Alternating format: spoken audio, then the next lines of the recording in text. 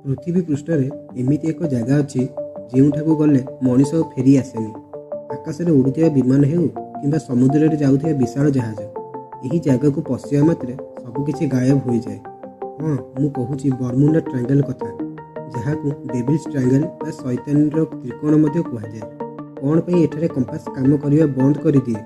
कौन सतरे एठारे एलियंस मानकर बेस अच्छी ना यह पछरे लुचि रही विज्ञान किसी अजଣା तथ्य। नमस्कार बंधुगण, ब्रेन बाइट एआई यही रहस्यमय वीडियो को आपन को स्वागत।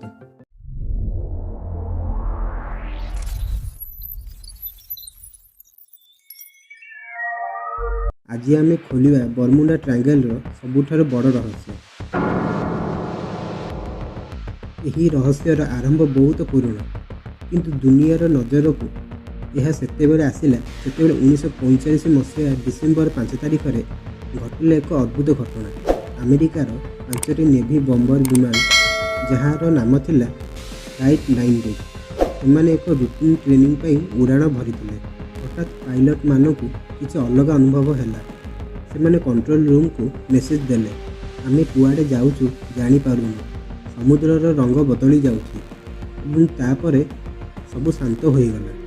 5टी विमान सह 14 जन पायलट चिरदिन पर गायब हो गले। किंतु कहानी एतिकिरे सरेनी। सेमानकु खोजिया जाइथिबा गोटे मैरिनर फ्लाइंग बोट मध्य सही जगार गायब हो गला।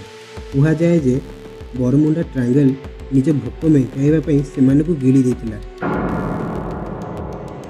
केवल आज नुहे 500 वर्ष पूर्वे क्रिस्टोफर कोलंबस निज डायरी रे लिखिथिले जे जेतेबेले से यही बाट दे जाउथिले से आकाश रे एक नियारा गोला समुद्र रे पड़ुथिबार देखिथिले एवं तांको कंपास भूल दिग देखाउथिला।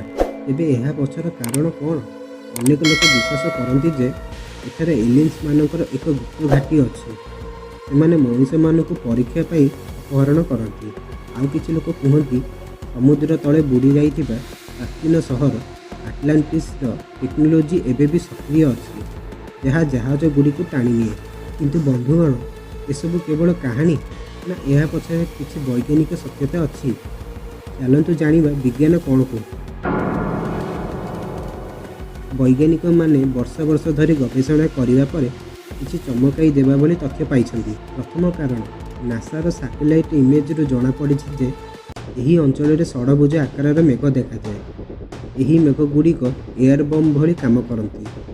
एठारे पवनर गति घंटा प्रति 170 माइल पर्यंत हो पारे। एते जोर पवन जेकोसी विमान को मुहूर्तक मध्य तले पकई दे पारे। द्वितीय कारण दक्षिण एवं उत्तर दिगर आसुथिबा सामुद्रिक झड़ एठारे एकाठी हुअन्ति, जहाँ फल हठात 100 फुट उच्चर ढेउ सृष्टि हुए। भावन्तु गोटे जहाज सामने जदि 10 महला कोठा भली पानीर ढेउ आसीजिव तेबे से बंचिब केमिति? तृतीय कारण बर्मुडा ट्रायंगल समुद्र तले प्रचुर परिमाण में मिथेन गैस जमा हो रही। जितेबाला यही गैस हठात लीक हुए यह पानीर घनत्व को कमे दिए।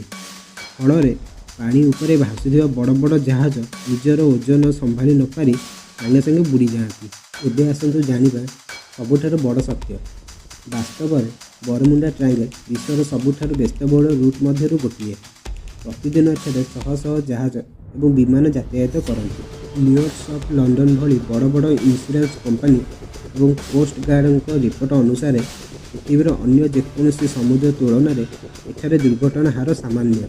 अर्थात एठारे जेतिकी ट्राफिक अच्छी सही अनुसार दुर्घटना स्वाभाविक। माने बर्मुडा ट्रायंगल कौन भूतकोठी नुहे, बरं खराब पाग, मानवीय त्रुटि और प्राकृतिक घटनार एक मिश्रण मात्र। किंतु मीडिया एवं कहानी गुड़िक यह एक भयानक रूप देइछन्ति। तथापि समुद्र तले एमिति अनेक रहस्य अछि जहाँ आज भी अजଣା। आपन को कौन लगुच बर्मुडा ट्रायंगल विषय यही तथ्य जानी आपन को धारणा बदलिला कि? कमेंट निश्चय लिखंतु। जदि आजिर यही वीडियो आपन को भल लागिला तेबे लाइक करंतु एवं सांग मानक सह शेयर करंतु। एमिति रोचक तथ्य एवं रहस्य जानिबा पई ब्रेन बाइट एआई को एबे ही सब्सक्राइब करंतु। देखा हबो परवर्ती वीडियो रे। धन्यवाद।